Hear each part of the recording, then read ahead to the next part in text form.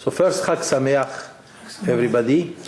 Today is the first day of Chol HaMoed of Pesach. And it's a very important, Chol HaMoed. This is just by the way, you should know that Chol HaMoed has also many restrictions. You shouldn't think that Chol HaMoed is just any day. Chol HaMoed is the mid-holiday. Those days between the first part of Pesach and the last part of Pesach. So those 4 days in between are mid-holidays. Our sages said that Chol HaMoed is also part of Pesach, an integral part of Pesach that is holy and definitely has all the traits of the holiday. The only thing is that, of course, we could not impose upon people to be like Shabbat, cannot travel, you cannot open the light, you cannot, for 8 days, that's too much. So all that has been restricted in Chol HaMoed is, there are 3 kinds of works that are forbidden in Chol HaMoed. Basically, people go to work, that is true. Are they allowed to go to work or not in Chol HaMoed, in those days? People shouldn't think that these days are just secular days. They are holy days. And if we are allowed, if we work, it's only because we have permission. But permission is granted only in situations when it is in accordance with the circumstances. There are 3 things that we should remember. Any work that requires labor, any work that requires strong effort is forbidden on Chol HaMoed. Like, for example, let's say you have to build something. That's hard work. Hard work is forbidden. The exception is as follows.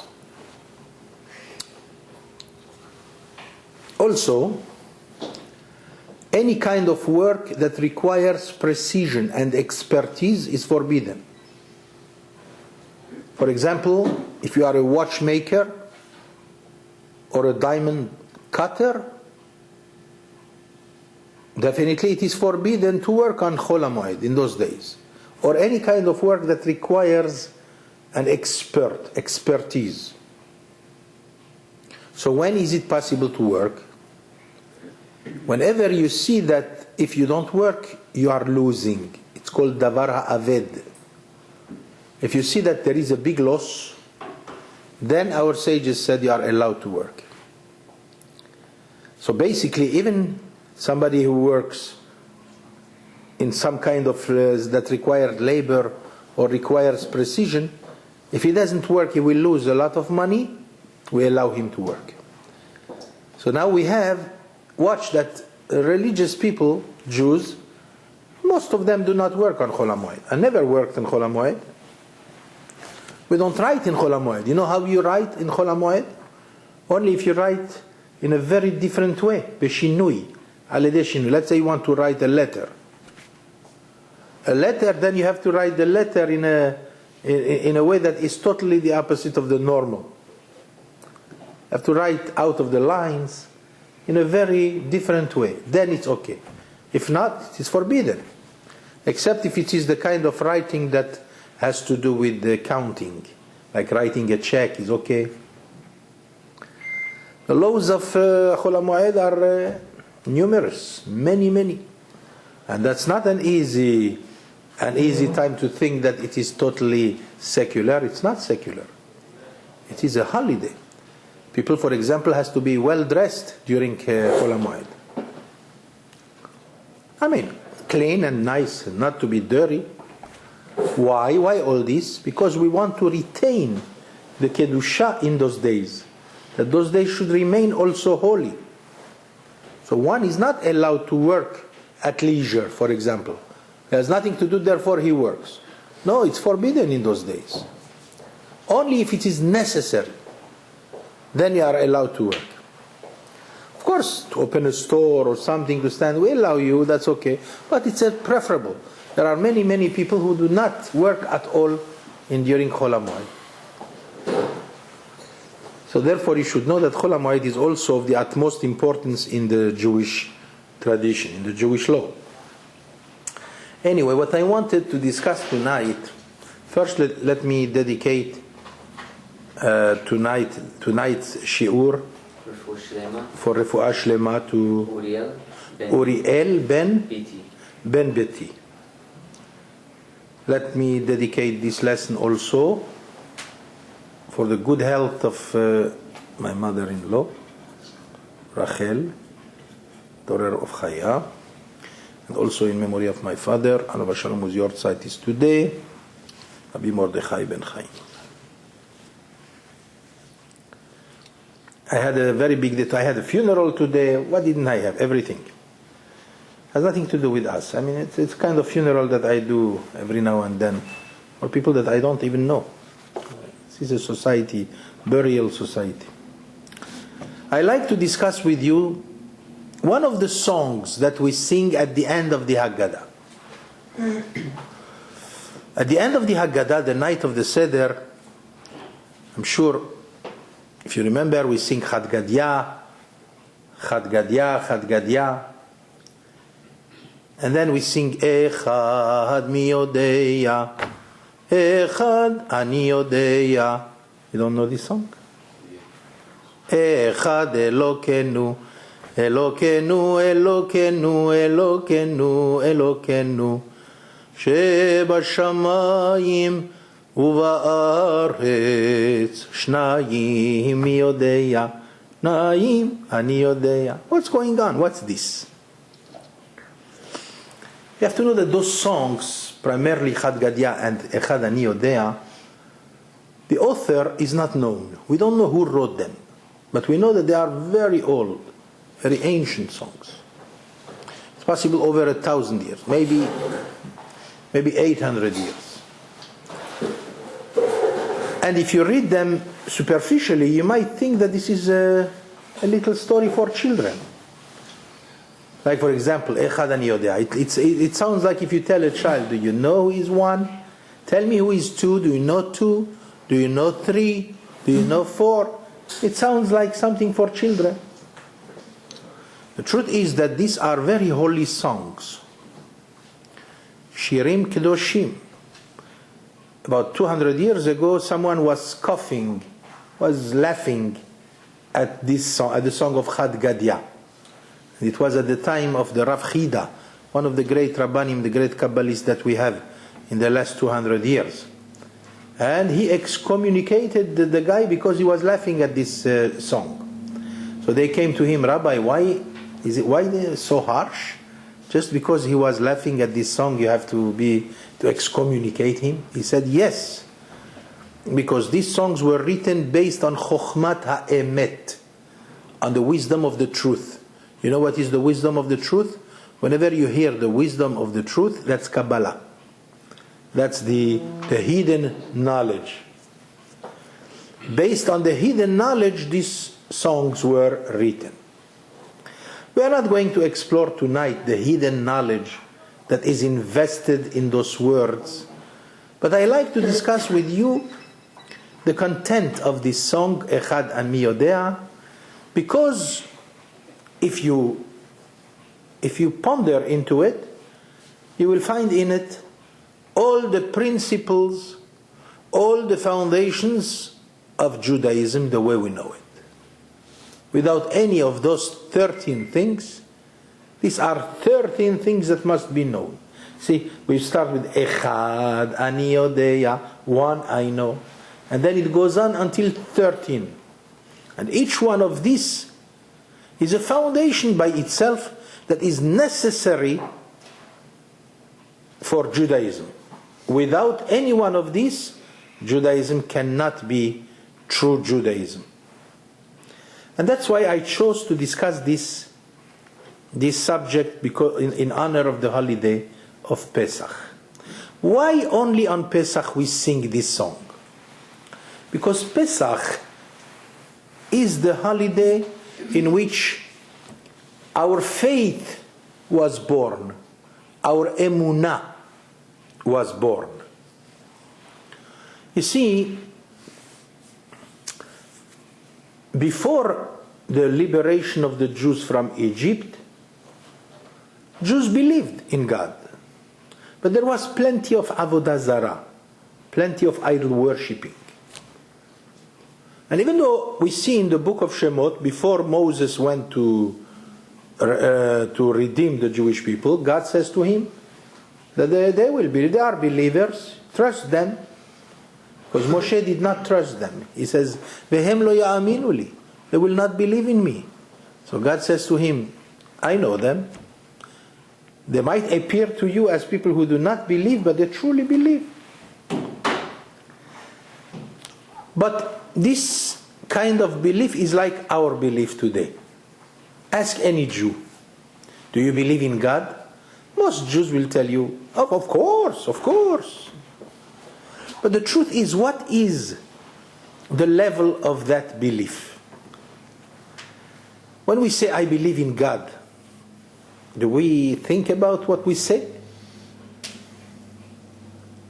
Because if you believe in God, what does it mean to believe in God? It means that nothing else counts for you. It means you have no fear from anything.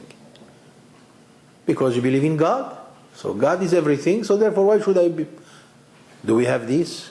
I mean, even the highest level among us, still he knows the meaning of fear and anxiety many times in hard situations, in hard economic situations.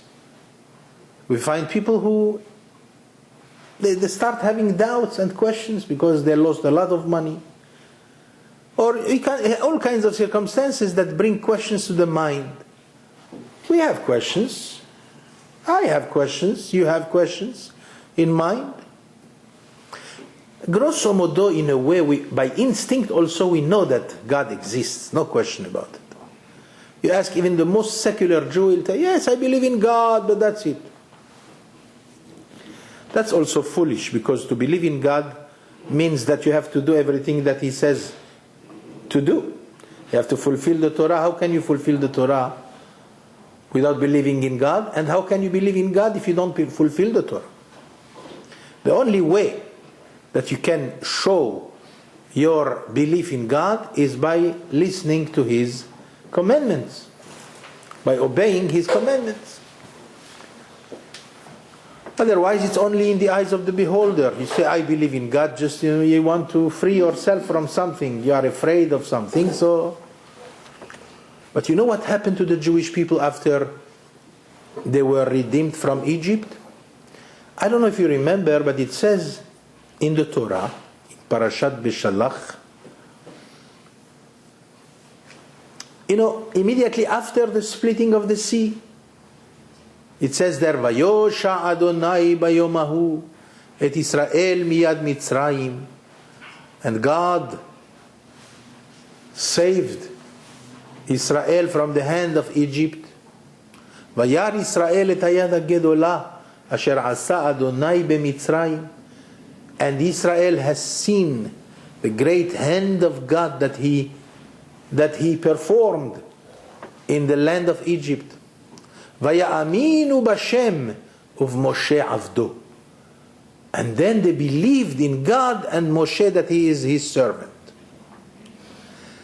The question is, how come they say now they believe in God? It means they did not believe in God before? No, they did believe in God before. But again, it was like the kind of belief that we feel. Depending on the situation. If everything is good, I believe in God. If everything is bad, I might have a few questions. That's the usual. I mean, where do you find a tzaddik that is 100%? And even if if I believe 100%, still, do I have the energy to save myself from fear, or from depression, or from anxiety, from worries? People worry. If you worry, that's already a sign that your emunah is not 100%. You agree with me or not? Yes. As soon as we worry, let's say you lost your job. That's it. And now you are worried, no end. But if a person believes in God, should be no difference at all between yesterday and today. It's all the same for him. So that means that our belief is not really 100%. When Am Israel saw the splitting of the sea, then the Torah testifies, declares officially, Vaya Aminu Bashem. For the first time in the history of the world, one nation acquired the belief in God to the maximum. Because otherwise, if it was not perfect, the Torah would not mention it. Whatever the Torah mentions is 100%. It cannot be even with the slightest imperfection. When the Torah says, Vaya'aminu b'Shem of Moshe Avdo, and they believed in God, and Moshe that he is his servant, it was 100% perfection of emunah. The Zohar HaKadosh says, in the works of Kabbalah, it says that faith was so strong that it projected its energy throughout all the generations in the heart of every Jew. Since then, every Jew believes. Even the guy who tells you he does not believe. You know, many people who tell you, believe? No, I don't believe. That's not true. He's lying. Or maybe he doesn't think enough. The truth is that everyone believes. Every Jew believes. To which level? Depending on the circumstances and the situation. But the truth is that every Jew believes. We have the spark in us. It's impossible not to believe. Because God already has established a spark of belief in everyone's heart, every Jewish heart, from that minute when the Torah said about the Jewish people, as Vaya Aminu Bashem, and the Jewish people believed. At that time when they saw the splitting of the sea, and they saw practically the hand of God, at that minute they were invaded with tremendous wave of emunah that was enough for all the Jewish people forever and ever to have the spark of emunah. So since then, any Jew who tells you does not believe, don't believe him. He is a wicked man. A Jew who does not believe, he is a wicked man or crazy. That's the truth. It's even in psychology this has been discussed, by the way. When a Jew says I don't believe, he is displaying wickedness, or he is really mentally ill. That's something else. But there is no question about it that the spark in us, that's the reason why every Jew will have to give the account for everything that he did. He cannot come and say, God, what can I do? They did not teach me. Because you have to learn. How would I know? You have it in you, God says. And each one, of course, according to his level and according to the capacity that he has. Now, God is the only one who knows how to calculate this. Because of that day, after the 10 plagues, and the liberation of the Jews from Egypt, and the splitting of the sea, that's why we celebrate Pesach, right? You know, Makat Bechorot, the plague of the firstborn, when the angel and God himself, you know, he passed over the houses of the Jews in order to strike the non-Jews, to kill the firstborn of the Mitzrim. That's why we celebrate Pesach. Pesach is Passover. He passed over, as we have mentioned last week.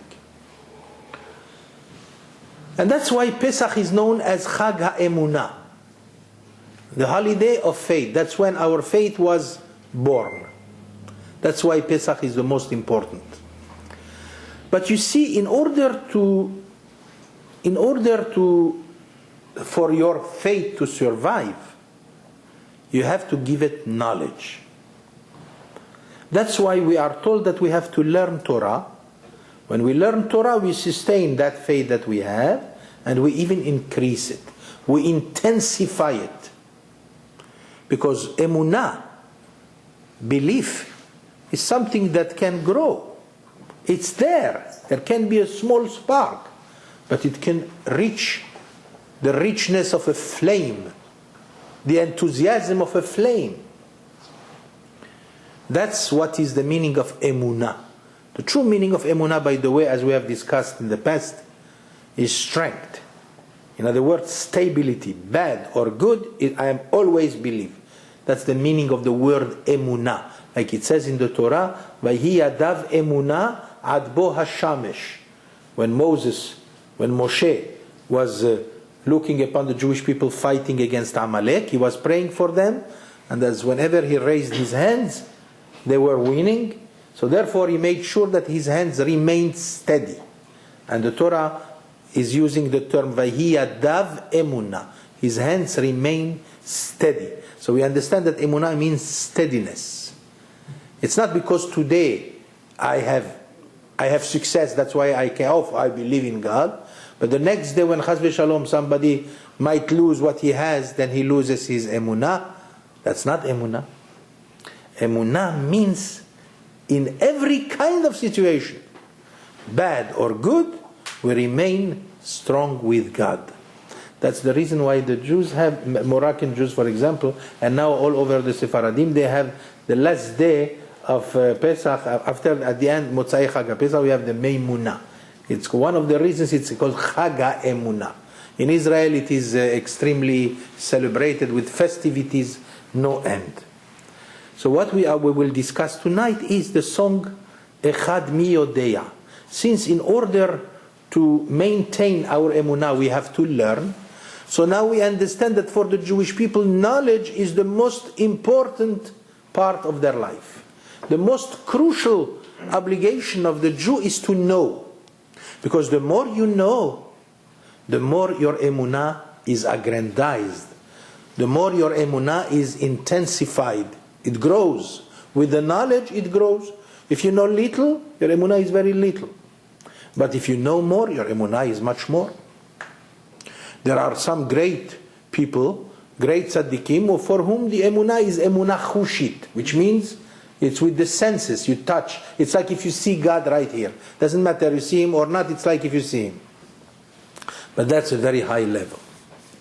So therefore we turn to the child and we say to him, Echad mi yodeya, Echad ani yodeya. Who knows one? What is number one in the knowledge of Judaism? There's no question about it. We have to admit that the first knowledge is Echad Elokenu, Elokenu, Elokenu, Elokenu, Sheba Shamayim Uva'aretz. That's the first most important piece of knowledge that the Jew must know. That God is one. And He is our God in the heavens and in the earth. There was time that people believed in all kinds of deities. They believed in God, and then they believe also in other gods. There is no such a thing. That's the reason why, what is the most popular prayer of the Jew? Shema Israel, Hashem Elokeinu, Hashem Echad. What's Echad? One. The oneness of Hashem is primordial to the knowledge of the Jew as a Jew. To know that God is one. There is no such a thing as cooperation of gods. There is no such a thing as an association of three gods or three forces like the Trinity or whatever. There is no such a thing. The Jewish people believe that God is one, which means His power is one, and there is no other power but His power. Our sages say in the Gemara that even En Adam nokef etzba'o milemata ad shemachrizim alav milmala. You know, you cannot even move your joints without the intervention of God Himself. Unless if God says so, that you should move your joints, you cannot. Try the greatest scientist, let him create something with joints like this. Impossible. And if they do, if they will one day, it's only with the power of God. That's number one. Of course, I can talk for hours about this. as the Rambam, for example, Maimonides brings, as the first part of his work, when he's talking about the Emunah, or like, for example, Rabbi Saadia Gaon, a sage who lived about 1200 years ago, in the time of the Geonim, he wrote the book just about faith. But for us to know that the first knowledge is Emunah, Echad Elokenu, that Hashem is one. That's the real Emunah that every Jew must manifest towards Hashem. And then comes, what is the second part of, in that necessary knowledge that we have, that we owe to give to our children also. Shnayim mi yodea, Shnayim ani yodea. The child says, yes, I know the two. What are the two? And here it says, Shene luchot habrit, Echad Elokenu, Elokenu, Elokenu, Elokenu, Elokenu, Sheba Shamayim u'Ba'aretz, Shne luchot habrit, the two tablets of the law. What's that? You know, you ask the people, what is the two tablets? Well, those are the two tablets that Moses brought at the mountain of Sinai. Right? One board on this side, and one board on another side. The two tablets upon which he brought the 10 commandments. But this does not make sense here. Because, number one, the Torah does not consist of only the 10 commandments. The Torah consists of 613 commandments. Whereas the 10 commandments are only 10. That's question number one. Number two, in the continuation of the song, we are going to reach number 10, and he will tell me that number 10 is the 10 commandment. So if number 10 is the 10 commandment, why do you bother tell me about the two tablets of the law which carry the 10 commandments? Verstehst the question? It tells me, Shnayim yodea. Shnayim, what are the Shnayim? The two. Shne luchot habrit, the two tablets of the law. But what are the two tablets of the law? The 10 commandments. And then again you continue and you reach number 10, and he's going to tell me Asara diberaya, Asara aseret diberot, which means the 10 commandments. Then it's redundant. So we have to understand what is Shne luchot habrit. What is the two tablets of the law? Number one, you should know that the tablet is the heart. Like it says in the book of Mishle by King Solomon, Kotvem al luach libecha. Write them on the board of your heart. You see, the heart is made like the two tablets, like the 10 commandments. The heart, it looks like you know how it looks like two pieces. Why is that? Because the Jewish people must understand that we go by the concept of two. What is the concept of two? Number one, we have to understand that there are two forces in the human being. The forces of physicality, the body, and the forces of spirituality, the soul. We have two energies in us.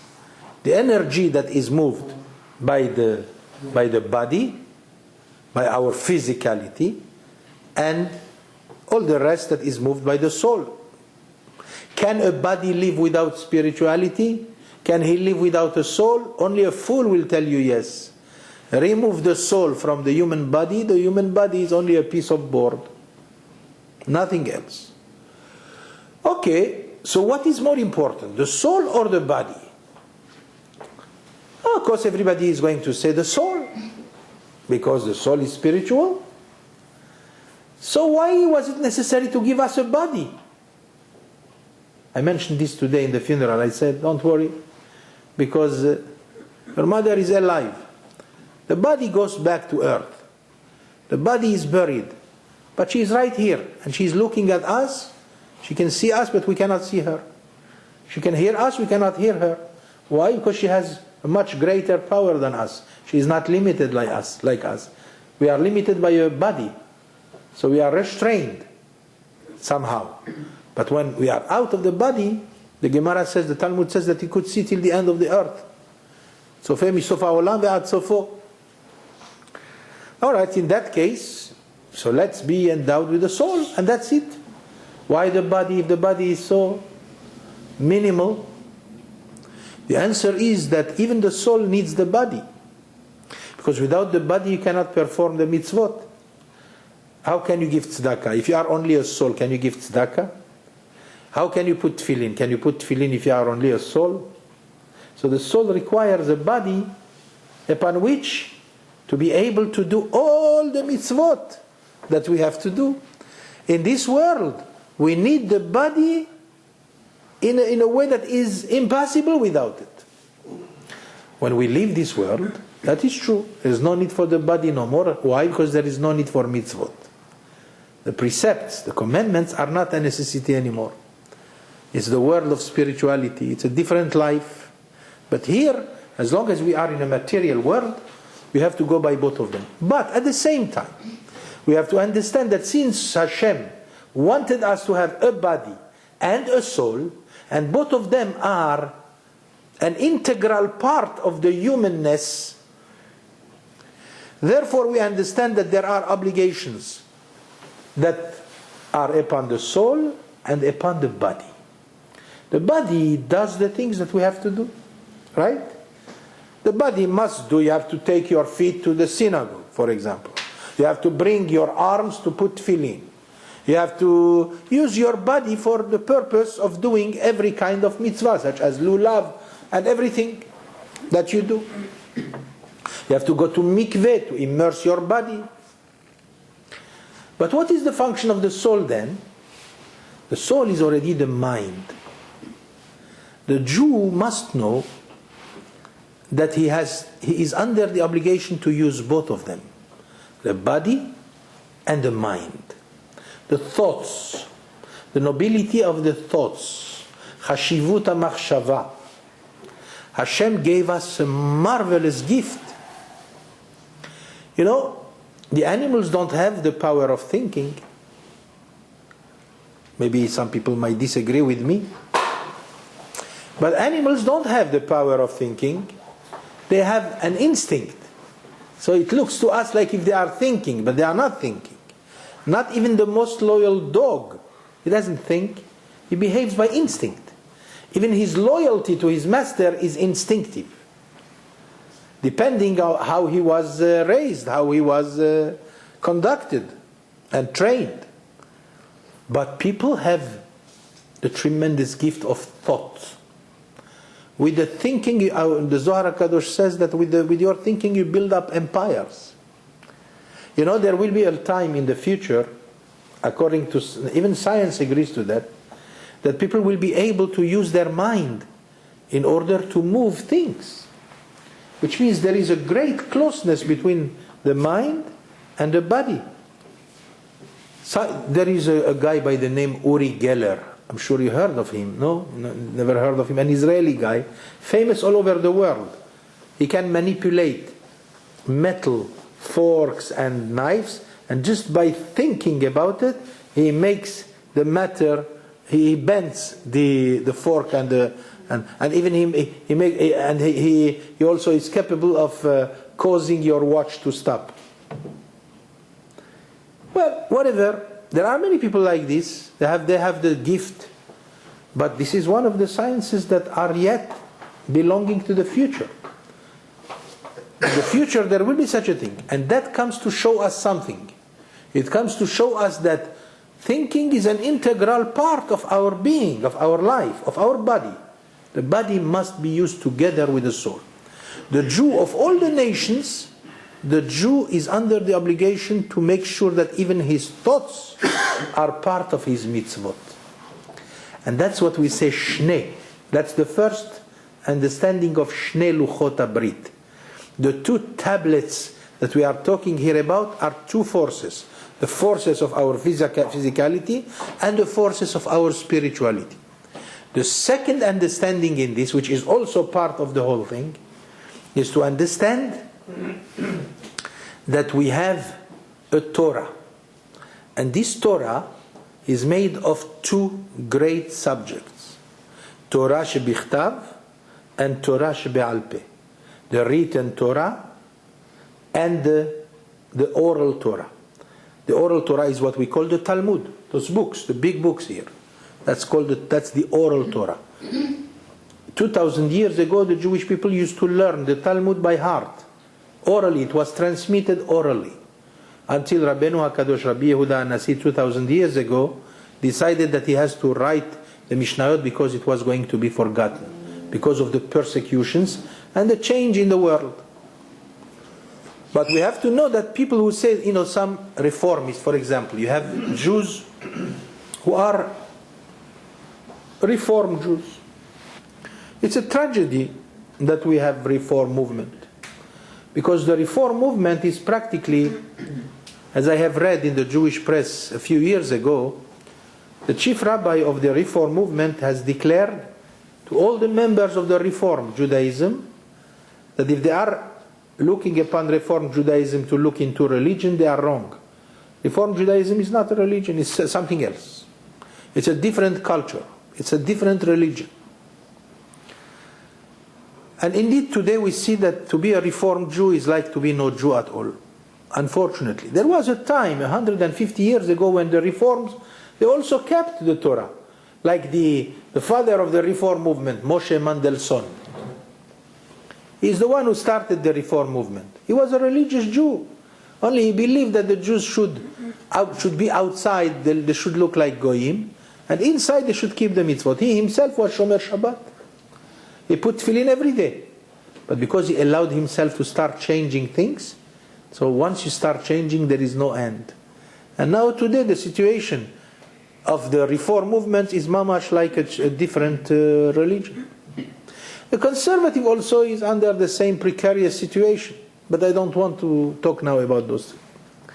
The point is that Judaism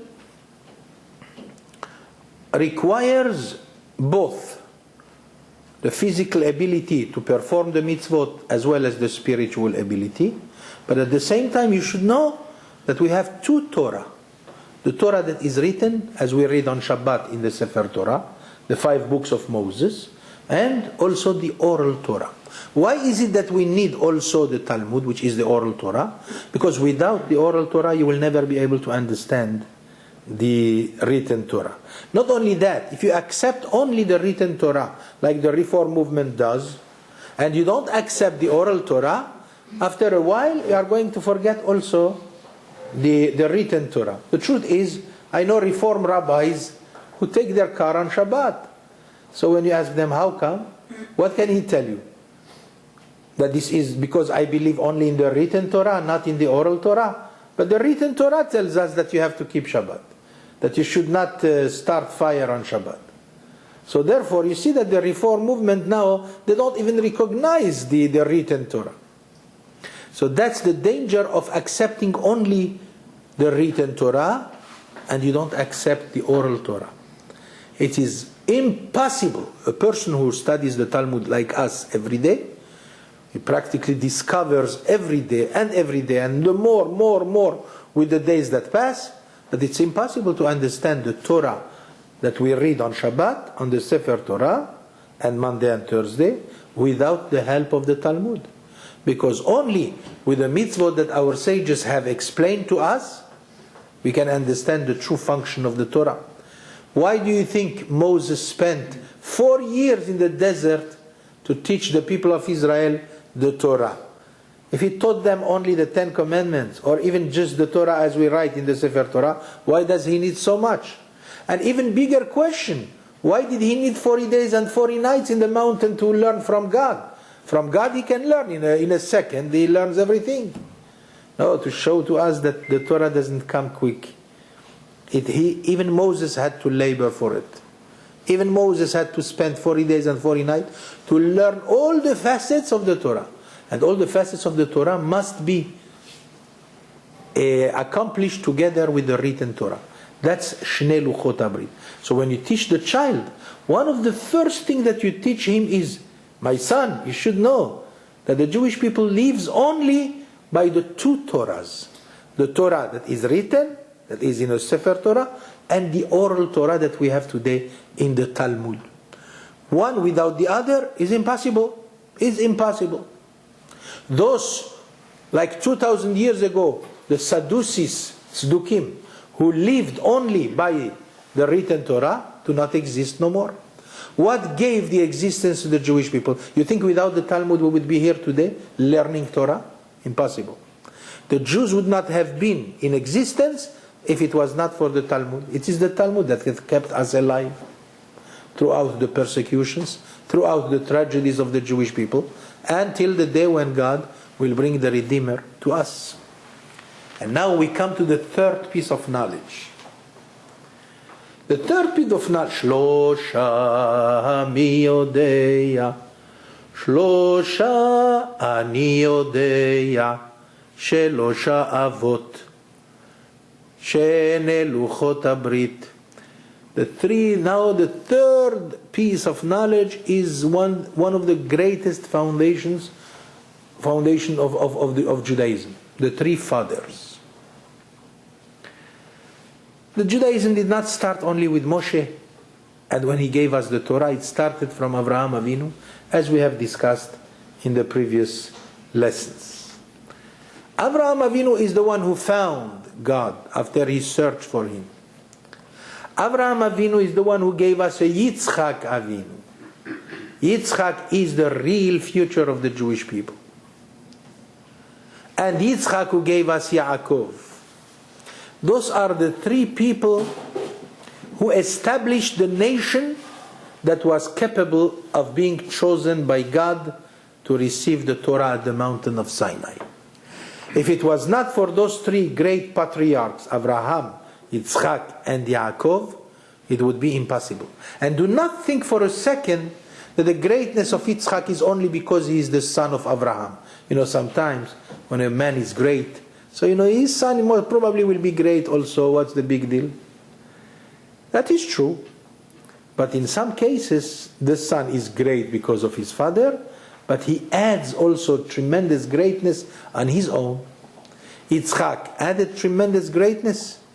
Avraham could not have done it alone. He needed a Yitzchak. Watch. Avraham, when he asked for a son, the story of Avraham, he said to God, "What can you give me? I don't have a son." Remember? In the beginning of the Torah? Yeah. So Avraham said to God, because God says, "I'm going to give you a lot. Your reward is great." So Avraham says, "What can you give me? Give me, I have no child. Whatever you give me is not worth anything." "What do you mean you have no child? But you did have Ishmael. According to the tradition, other children also." No, a child is not, Ishmael is not your child. But Avraham Avinu was not thinking about children like us. He was thinking about the child who will be one of those who will establish the Jewish nation. Every one of the patriarchs, that was his anxiety. Am I going to be partner with the establishment of the Jewish nation? Avraham Avinu started that. And he was helped, of course, by his wife Sarah, as we are going to see soon.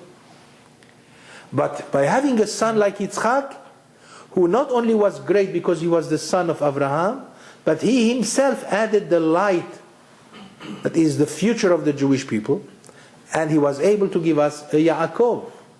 Despite the fact that they gave birth also to Esav, Yaakov gave Esav to the world, and Esav is an enemy of Israel.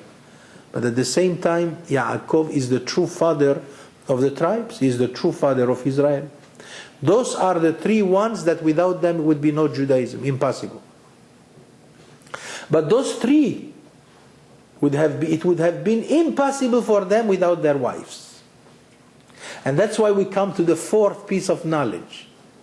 Arba'a mi yodeya. Arba'a ani yodea. Four. Who are the four? The four mothers. Sarah, Rivka, Rachel, and Leah. The Torah says that Hashem says to Avraham, "Hey Avraham, keep quiet.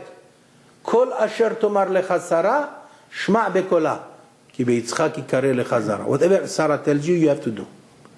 Our sages said that the power of prophecy of Sarah was even greater than Avraham. And yet Sarah, all her power was inside. Ba'ohel. Vayomer hine ba'ohel. She was inside the tent, listening to the words of Avraham and teaching on her side all the women, and he's teaching the men. But without Sarah, Avraham would not be the great Avraham. What about Yitzchak? As great as he was, the luminary of the Jewish people, if you know the stories about Yitzchak, and yet all his greatness was only because of Rivka. You know that before he got married, it took him a long time until Yitzchak got married. He was quite old when he got married. Why? He could not marry anyone. He was so holy, not any woman he could take. He was waiting for the one that resembles his mother Sarah. Because when Sarah passed away, Yitzchak became paralyzed. Why? He could not. It's impossible for him to marry anyone. How can I live without my mother? Our sages said that as long as Sarah was alive, the Shekhinah, the divine presence, you could see it on the tent of Avraham. When she passed away, the Shekhinah disappeared. And Yitzchak remained with tremendous anxiety. When finally Avraham sent his servant Eliezer to find a woman, a wife for Yitzchak, he came back bringing with him Rivka. As soon as Yitzchak saw Rivka, then it says in the Torah, "Vayinachem Yitzchak acharei Sarah imo." Finally, Yitzchak became consoled. He was comforted when he saw the ways of Rivka. She said, "But that's like my mother." Exactly. Her ways, her spiritual ways were with such quality that only Sarah was equal to her. And that's finally what brought rest and contentment to Yitzchak. Because without her, he couldn't do anything. She is the one, in fact, when she was pregnant, Rivka, when she was pregnant with those two great ones, Esav and Yaakov, and then she had to go and seek God to see what's going on in my womb. And that's why she was told, with the power of prophecy, that she has two nations inside her. And Yaakov, of course, there is not much to say about Yaakov except everything. Because Yaakov is the father of the 12 tribes, and Yaakov is the one who brought the Jewish people into Egypt, from where we know that the story of the establishment of the Jewish people begin. But you see, each one of those three great patriarchs contributed to the establishment of the Jewish nation. That's the reason, by the way, Rachmin, when you read the Amidah, the silent prayer every time, 3 times a day, you say, what do we say? Elokei Avraham, Elokei Yitzchak, Velokei Yaakov, right? Why do we have to say Elokei Avraham, Elokei Yitzchak? Can't we say in Hebrew, it should be Elokei Avraham, Yitzchak, and Yaakov? Why do you have to use Elokei, Elokei, Elokei for each one? The God of Avraham, the God of Yitzchak, the God of Yaakov. Why? You should be saying just the God of Avraham, Yitzchak, and Yaakov. The answer is no. Because the function of Avraham was to promulgate, to make God famous in the world. But it was not enough with him only, impossible. Comes Yitzchak, he added also to this. The fact that God became more famous in the world is because of Yitzchak. And then Yaakov, of course. That's how the God became even more and more famous. That was the function of the three patriarchs, because each one of them contributed equally to the greatness of God.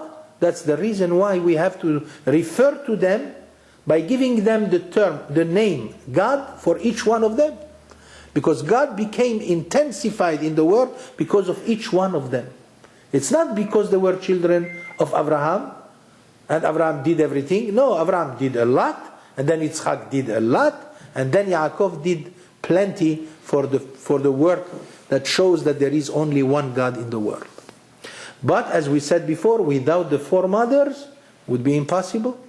So Avraham had Sarah, Yitzchak had Rivka, and then Yaakov had Rachel and Leah. And make no mistake about it. Everybody knows the story of Rachel as a childless woman. She was in tremendous anxiety for the fact that she didn't have a child. Do you think really that the cause for her anxiety is because she doesn't have a child? The Torah would not bother to tell me stories that pertain to each one of us by nature. That's not what plays in the Torah.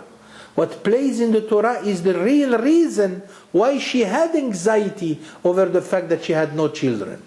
She came to Yaakov and she said, "Give me children. If not, I am dying." Why? What's the big deal? Enjoy your life without children. Big deal. She said, "How can I live my life knowing that I will not be partner with the establishment of the Jewish nation?" Remember, that's the secret. The secret, she wanted a child, not because she wanted to have a child like every mother. She wanted a child because she wanted to participate in the building of the Jewish nation. Because they knew by prophecy everything that has to be. And therefore they wanted very much to pertain, to belong to that plan, to serve in that program, to build a Jewish nation. I mean, even the story of Yehuda and Tamar, Tamar, prostitute, all this has to be understood well. You cannot read the Torah like a book of stories. Oh no, the real story is that Tamar wanted also a share in the establishment of the Jewish nation. That's the reason why she put herself, that she went even to her father-in-law and she had the child from him. I'm not going now to tell you the whole story. I assume that you know more or less the story of Tamar and Yehuda. So Rachel, that's why she wanted a child. And then the greatness of Rachel, you cannot just see it from the reading of the psukim of the Torah. You have to explore so many midrashim and the Talmud to see the greatness of Rachel. And Leah, can we even, you think of Leah, all we know from the Torah, the written Torah, is that Leah was sorry, she didn't want to marry Esav, so she was crying all the time. Finally, she married Yaakov, and now, with all the trick that Lavan did, and that's how he put Leah there. All these require tremendous understanding. There are so many secrets in that one at least must learn one secret. And that one is that all the matriarchs were very busy and full of anxiety over the fact that as who is going to be worthy of establishing the nation of God. Then the nation of God had to be prepared, to be put in the oven. It's called that they were put in the oven. When they went to become slaves in Egypt, why? You should ask me a question like this.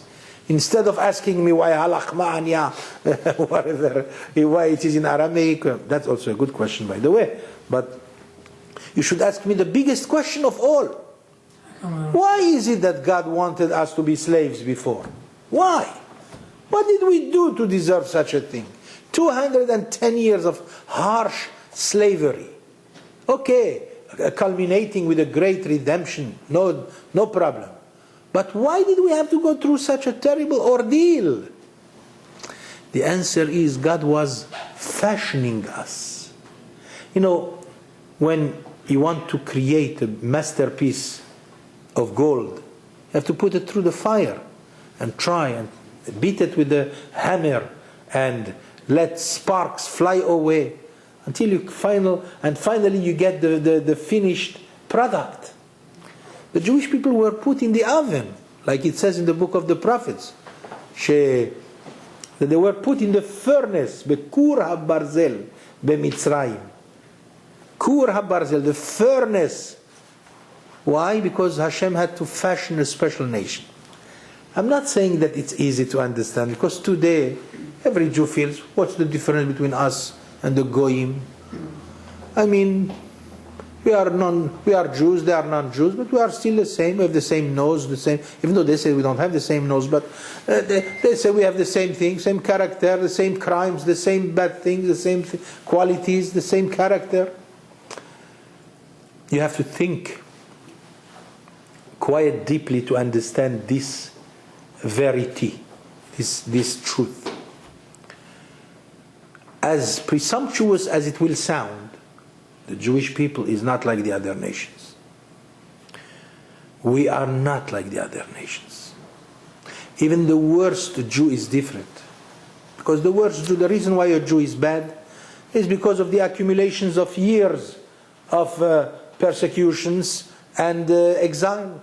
But the truth is, if you go back in ancient time to see the quality of the Jew, those Jews that came out from after the wilderness, those who went to the land of Israel with Yehoshua, up to the time of David HaMelech and Shlomo HaMelech, impossible to compare.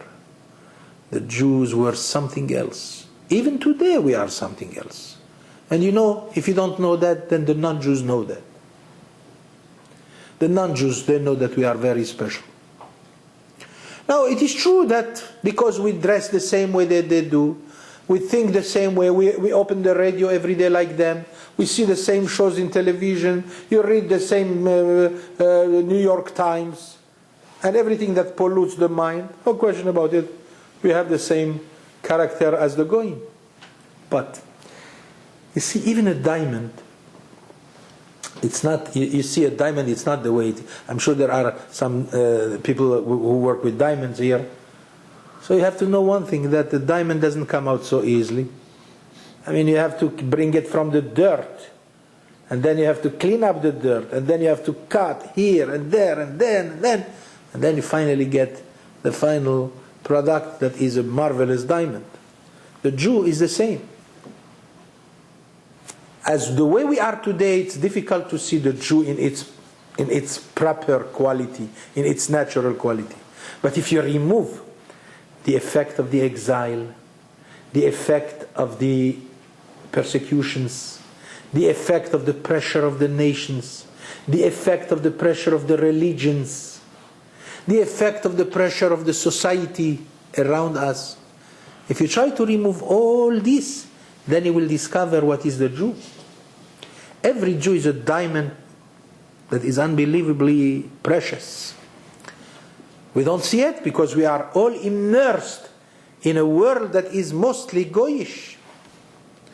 But when the time will come, if the Prophet said that we will be the light of the nations, and if 65 million American Christians believe in that, then we have to also create or develop some kind of tendency to start believing in that. We have to believe in and have pride over Judaism. As I said many times, we have to be so happy to be born Jewish that we have to be dancing every day like crazy. To be born a Jew. You know who told me this? A non-Jew. A non-Jew was building in my house. He was fixing things.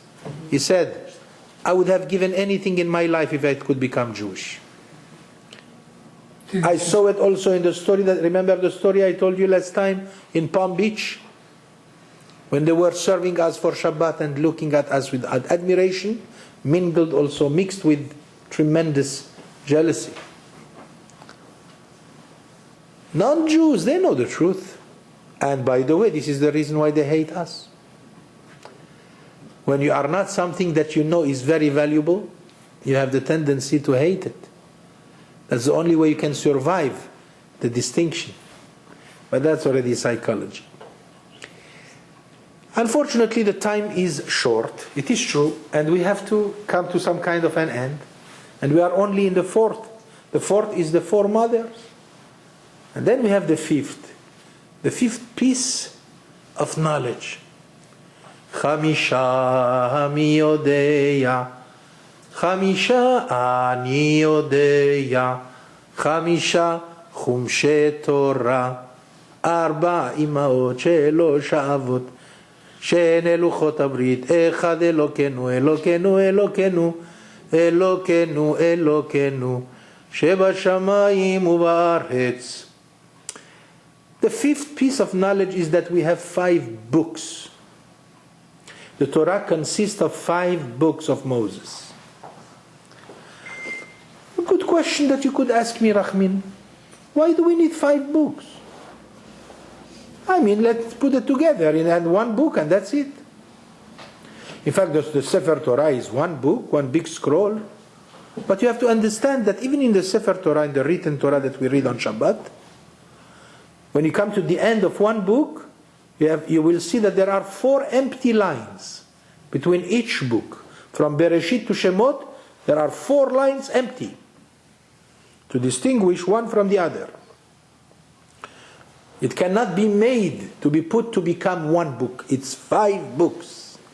And when Moses came down from Sinai, he brought 5 books. The last time when he came down from Sinai, he brought with him 5 scrolls. That's besides the tablets of the law, the 10 commandments. But all the Chamisha Chumshei Torah, why 5? Because each one of them is a different topic, is something else.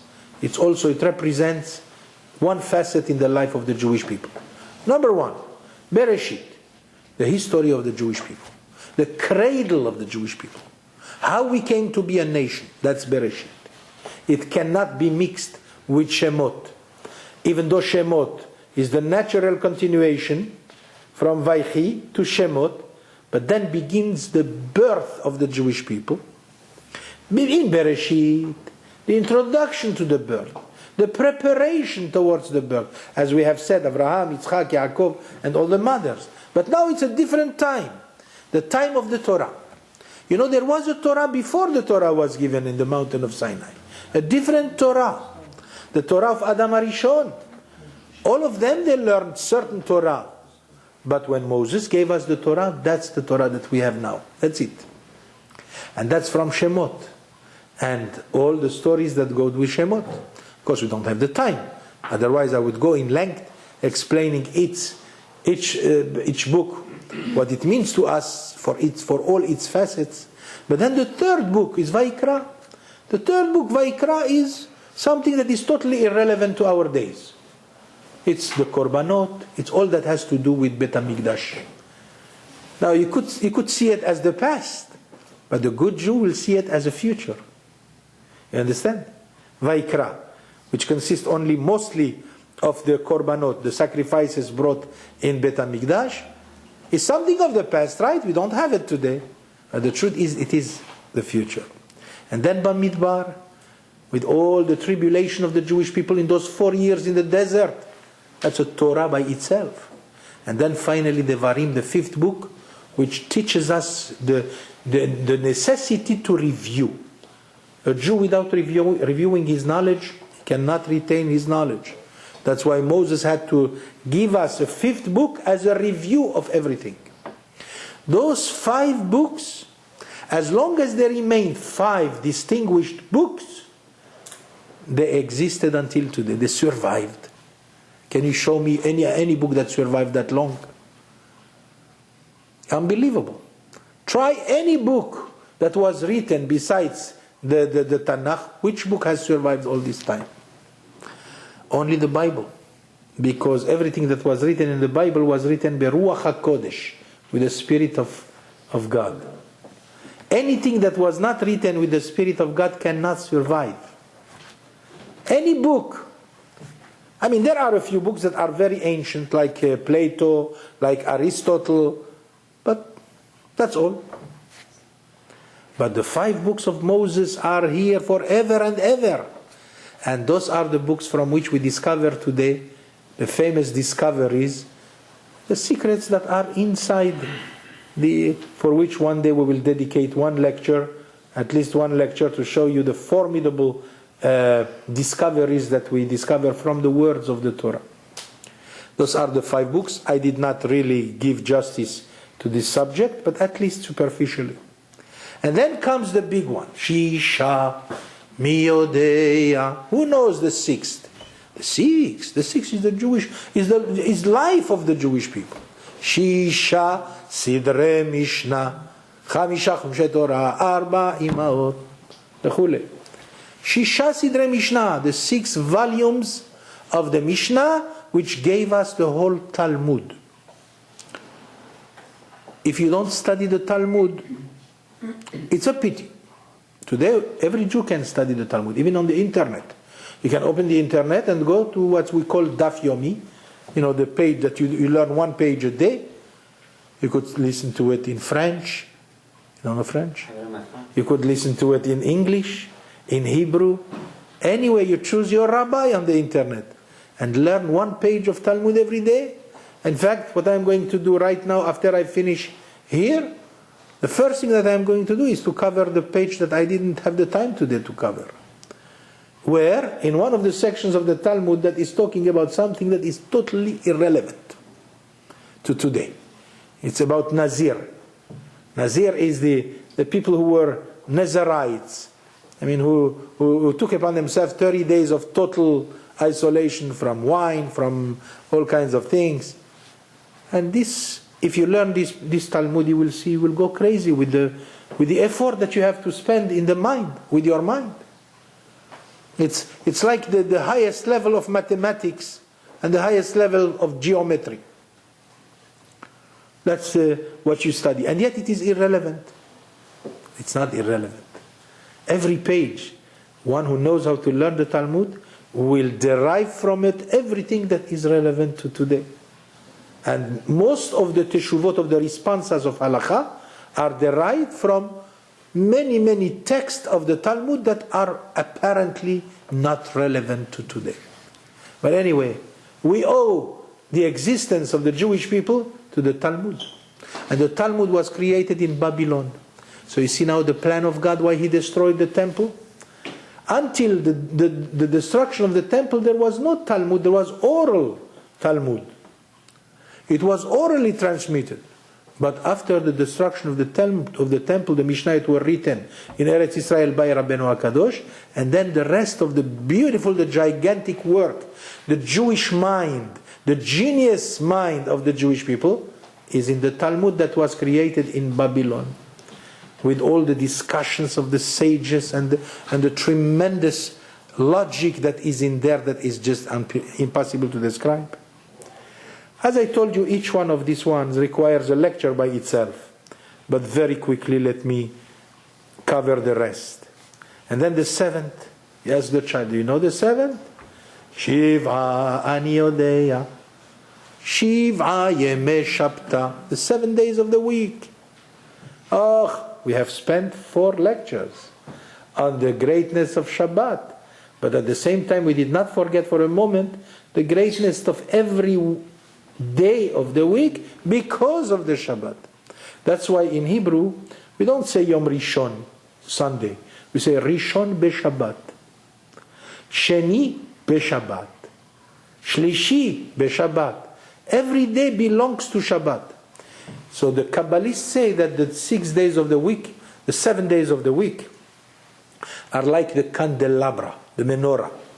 You have 3 branches on this side, 3 branches on this side, and in the middle you have the big candle, which is, so the middle one is Shabbat, in fact.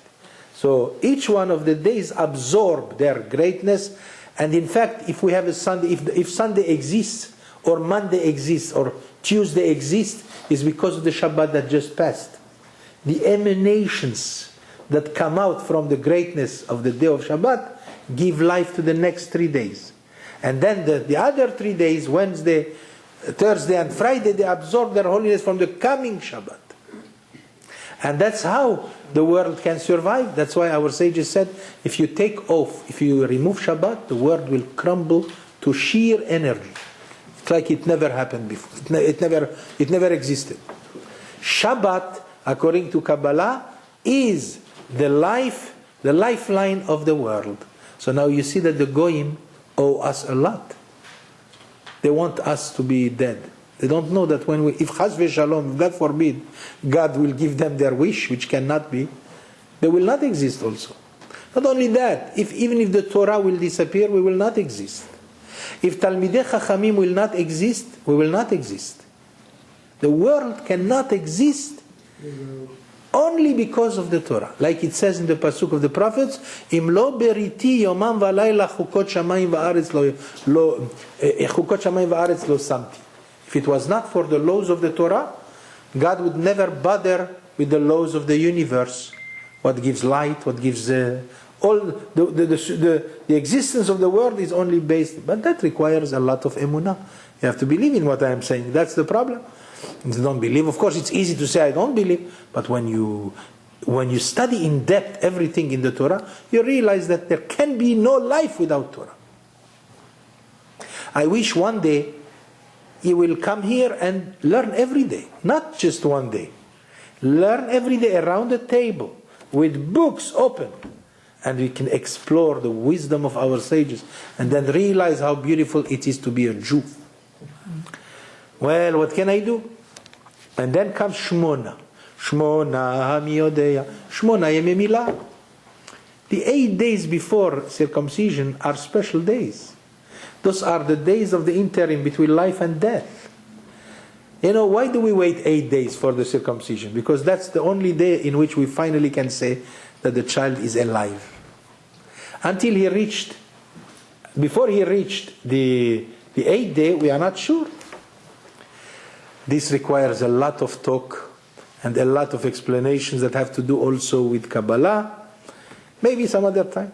But you should know one thing, that the 8 days after birth are special days, culminating with the glorious day of circumcision, that circumcision which makes a Jew what he is. Amazing to put a child to surgery, such painful surgery, and yet, look at that. People gave up, many Jews gave up on Shabbat, gave up on Tefillin, gave up on Hatarat HaMishpacha, purity of the family.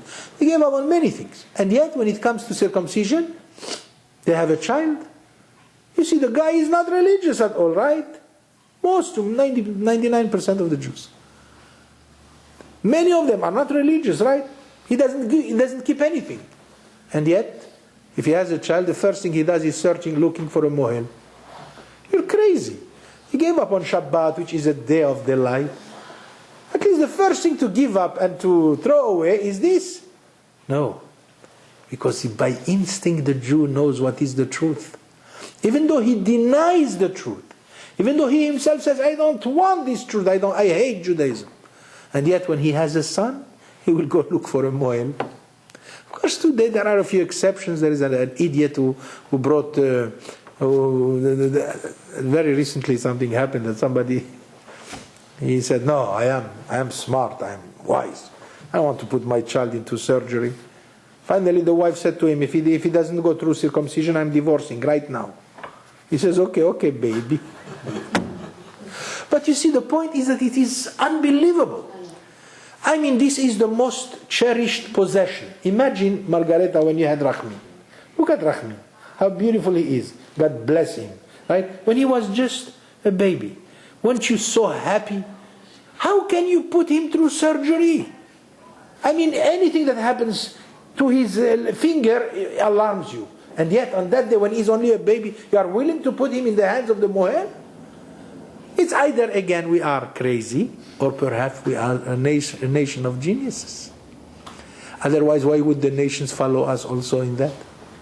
They like to have everything that we have. So they also have Brit Milah and all. Only, as the Zohar HaKadosh says, the wrong way. So this will require definitely a lecture by itself to tell you the extraordinary secrets of that are in that commandment of circumcision. But one thing is sure, that the Jewish people sacrifice itself for the law of Brit Milah, of circumcision. And that's the reason why it says, Ve'ammech kulam tzadikim, the nation of Israel is a nation of righteous people. Again, remember, the only reason we are bad also. No question about it.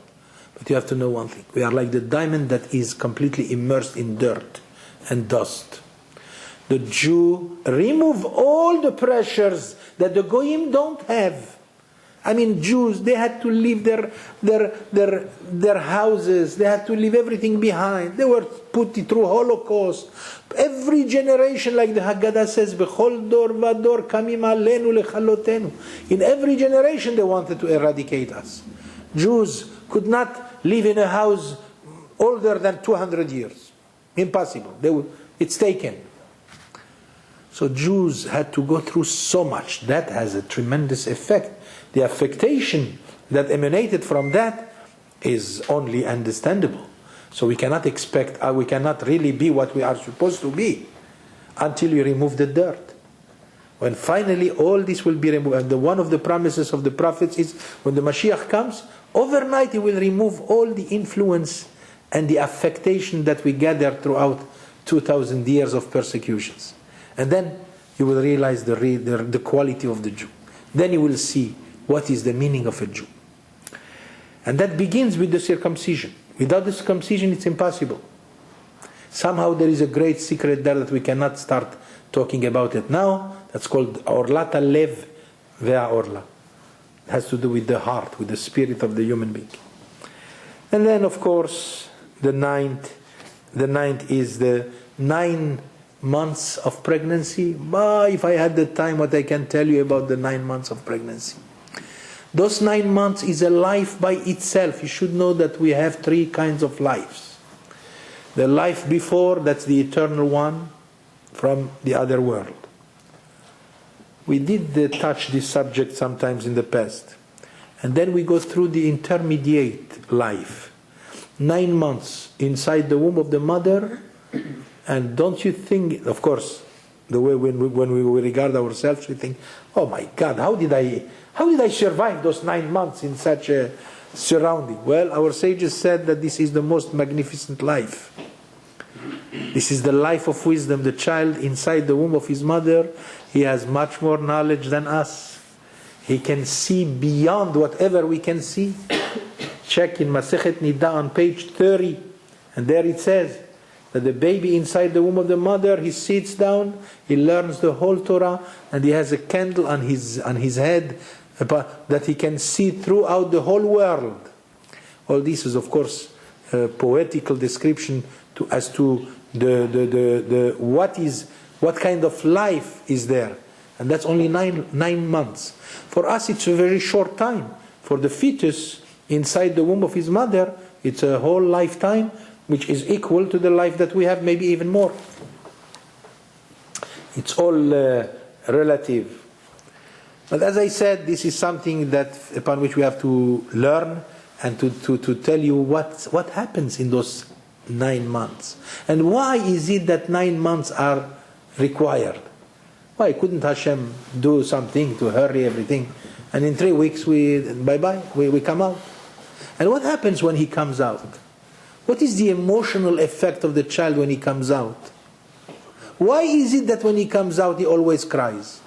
Did you ever ask yourself, how come there is no baby that comes to the world laughing, having the laugh of his life? Why not? Always crying.